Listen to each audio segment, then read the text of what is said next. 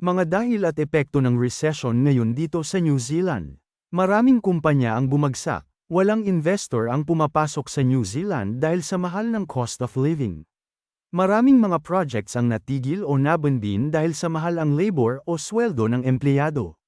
Maraming kababayan natin ang nawalan ng trabaho lalo na sa construction industry kaya ang iba ay umuwi na lang sa Pilipinas.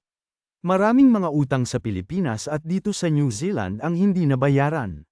Maraming ang nalungkot at umiyak dahil sila ay natanggal o na-redundant sa trabaho. Kung may trabaho man ay 3 o 2 araw na lang sa isang linggo. Marami ang nainis dahil nabawasan ang working hours nila sa trabaho, dati 11 hours, ngayon 8 hours na lang at minsan mas mababa pa sa 8 hours. Marami ang naghigpit ng sinturon dahil sa mahal ng bilihin.